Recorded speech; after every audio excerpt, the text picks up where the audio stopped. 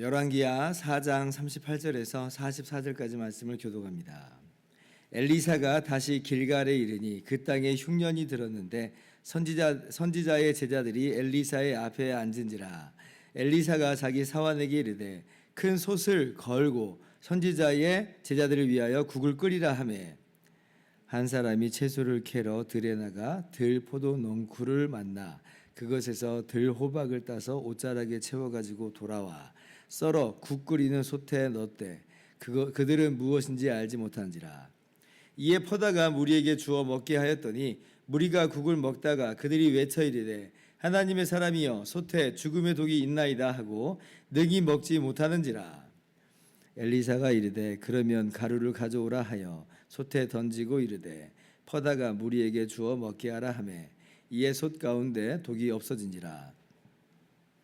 한 사람이 바알 살리사에서부터 와서 처음 만든 떡 곧 보리떡 20개와 또 자루에 담은 채소를 하나님의 사람에게 드린지라. 그가 이르되 무리에게 먹게 하라 주어 먹게 하라.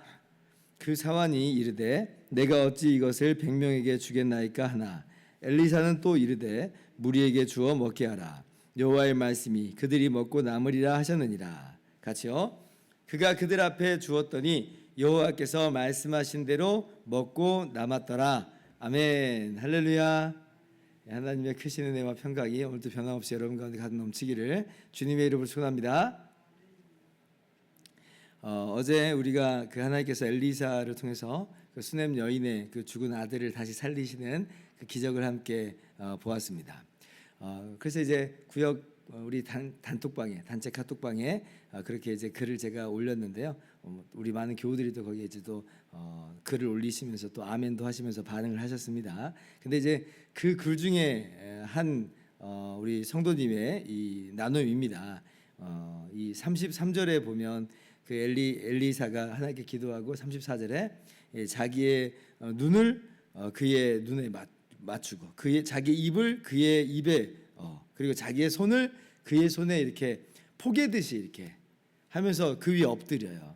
그런 과정을 통해서 이렇게 아이를 다시 살리게 되는데 그걸 보면서 문득 우리와 그렇게 똑같이 되어주신 우리의 눈이 되어주시고 우리와 똑같은 눈을 가지시고 우리와 똑같은 입을 가지시고 우리와 똑같은 손발을 가지시는 우리와 그렇게 정확히 포개어 주신 나타나 주신 우리 예수님이 연상된다 이런 식으로 이제 글을 썼어요. 주님이 정말 우리와 그렇게 하나가 되어 주셔서 사람이 되어 주셨고 그렇게 바로 우리의 자리에 들어가서 십자가에 대신 달려 못 박혀 죽으셨죠.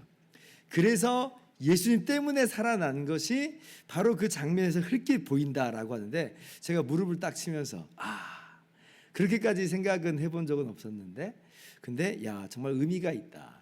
물론 이제 이 말씀 자체에서 그런 해석을 직접적으로 뽑아낼 수 있는 어떤 근거는 없습니다만은 우리는 예수님이 십자가를 안 사람이기 때문에 이것이 이제 그렇게 보이는 거예요. 그래서 정말 그렇구나라고 한번 세상을 깨닫게 됐습니다. 근데 실제로 엘리사의 사역을 보면 예수님의 사역하고 굉장히 비슷한 내용들이 많이 나옵니다. 그렇게 이제 죽은 사람을 다시 살리는 그 기적도 이제 물론이고요. 오늘 42절에 보면 이렇게 또 보리떡 20개를 가지고 100명을 먹인 사건도 사실은 우리 주님의 그 모습과 굉장히 유사합니다. 지금 어떤 사람이 보리떡 20개를 가지고 왔잖아요. 근데 엘리사가 혼자 먹지 않고 흉년에 나 혼자 먹겠다고 좀 보관하는 것도 아니고 그것을 이제 무리에게 주어서 먹게 하라. 선지자의 제자들에게 다 먹게 하라 이렇게 얘기하는 거예요. 100명이나 되는데 20개면 하나씩만 먹는다 하면 20명이 먹는 분량, 그것도 간신히 그냥 허기만 때우는 분량일 겁니다.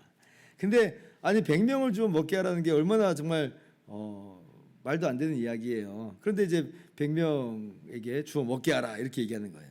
꼭 어떤 내용인 것 같아요? 우리 주님께서 너에게 얼마나 있느냐? 떡 5개와 물고기 2마리 있습니다. 그거 갖다 주라는 거예요. 무리에게 주어 나눠 먹게 하라는 거예요. 아니 어떻게 그것이 먹게 할 수 있는 분량이 되겠어요. 그런데 주님께서 떡 5개와 물고기 2마리로 5,000명을 먹이시잖아요. 오늘 말씀도 보면 20개 보리떡 20개밖에 안 되는 거 가지고 100명이 먹어요. 그리고 남습니다. 마치 오병이어 때 12바구니가 남는 것처럼 남는 일이 있게 됩니다. 그래서 오늘 이 사건을 저는 구약의 오병이어다 이렇게 저 혼자 그렇게 생각을 하곤 이제 합니다. 그리고 이 과정 중에 또 비슷한 게 있죠. 사환에게 주어 먹게 하라거든요. 예수님께서 제자들에게 주어 먹게 하라. 그러니까 제자들이 특히 빌립이 우리가 어디에서 지금 이 들에서 떡을 구해서 이 많은 사람을 먹일 수 있겠나이까. 또 다 먹이려면 최소 200데나리온의 돈이 필요한데 이거 어떻게 합니까? 라고 한 것처럼 오늘 사환도 43절에 어떻게 얘기해요? 내가 어찌 이것을 100명에게 주어 먹게 하겠나이까. 꼭 제자들의 모습하고 또 이렇게 오버랩되는 부분이 있죠. 그래서 이 내용도 우리 주님의 모습을 그렇게 좀 잘 보여주는 그런 내용이다 할 수 있어요. 정말로 제가 저번에도 말씀드린 것처럼 엘리사라고 하는 그 이름이 그렇습니다. 나의 하나님은 구원이시다. 나의 하나님은 구원하신다 라고 하는 그 내용이에요. 그 하나님의 구원하심, 하나님의 불쌍히 여기심, 하나님의 긍휼하심이 이 엘리사의 사역 가운데 보이는데 예수님 그 이름이 어떻게 돼요? 구원이에요. 구원.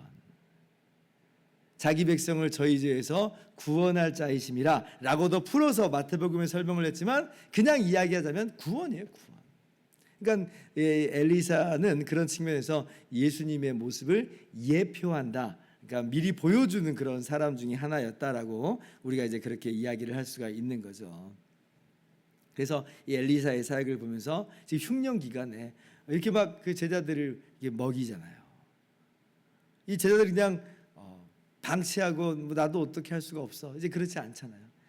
먹이고 입히고 입힌 건 안 나죠. 먹이고 불쌍히 여기고 이런 긍휼의 이 모습을 보면서 우리는 하나님의 모습을 보고 또 하나님께서 독생자 예수 그리스도를 이 땅에 보내심으로 그렇게 우리를 영원히 긍휼히 여기시고 사랑하시는 그 장면을 우리가 함께 나눌 수 있기를 바랍니다.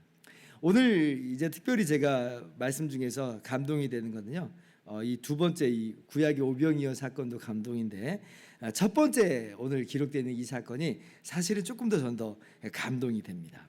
지금 38절 보면 그 땅에 흉년이 들었다 그러죠. 지금 오늘 말씀 첫 번째 두 번째 기적 전부 다 이 흉년에 있었던 일로 이렇게 보이는데 선지자들이 이제 제자들이 모여서 선지자의 제자들이 모여서 이제 국을 끓여 먹어요.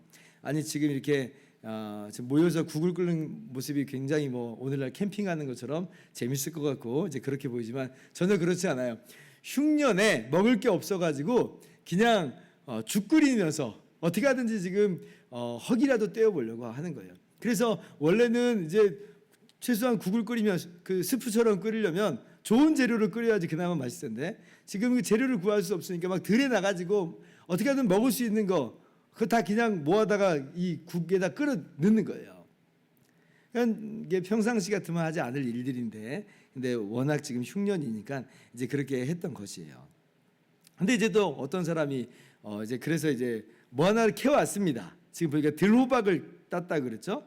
그래서 그걸 딱 넣었어요. 학자들이 말하기를 이제 이게 아마 클로신스라고 하는 그런 식물이 아니었을까라고 이제 생각을 하는데 이 사람은 전혀 몰랐겠죠. 이거 먹을 수 있는 건 줄 알고 넣었던 거예요. 그런데 이 식물의 독성이 있었습니다. 그러니까 사람들에게 다 나눠주고 자 이제 먹읍시다 하고 딱 먹는 순간 헉 이건 못 먹는 거예요. 그러니까 뭐 입이 얼얼했든지 뭐 좀 뭔가 문제가 발생한 거예요. 동시에 전부 다 이거 독이 있습니다.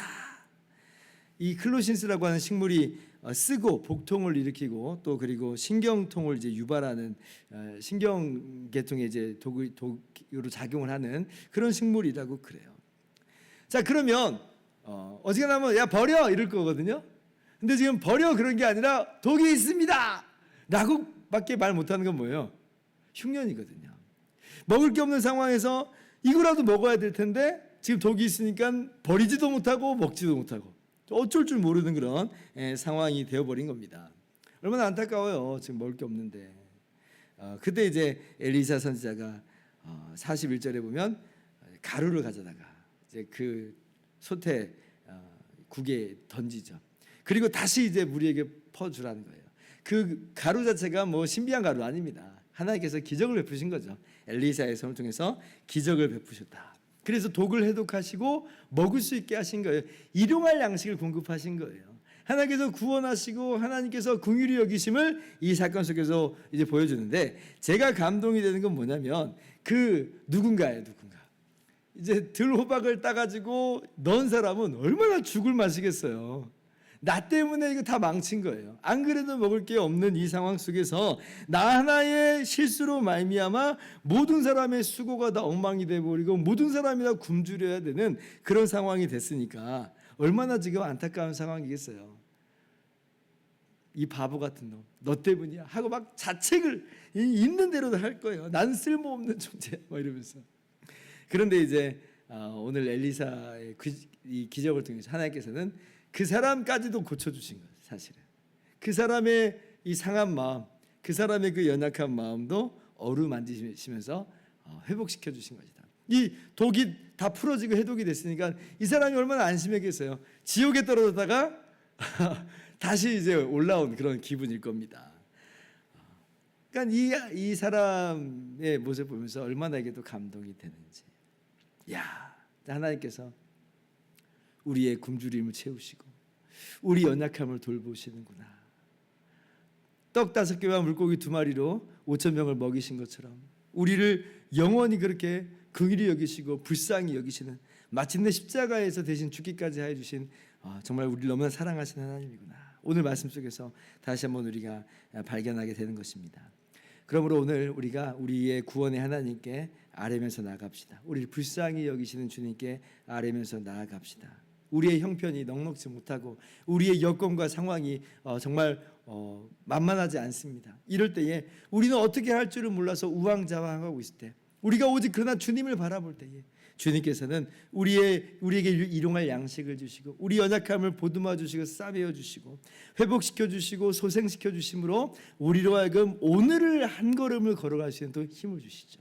우리가 내일도 우리가 주님을 또 바라볼 때에 내일 한 걸음을 걸을 수 있는 힘을 주시면서 마침내 주님 다주시는 그날에 이르기까지 그렇게 우리를 붙잡고 가십니다. 그래서 오늘 그러한 주님의 손길을 바라보면서 기도하면서 하나님께서 예비하신 놀라운 복과 은혜를 충만하게 누리시기를 주님의 이름으로 축원합니다. 기도하겠습니다.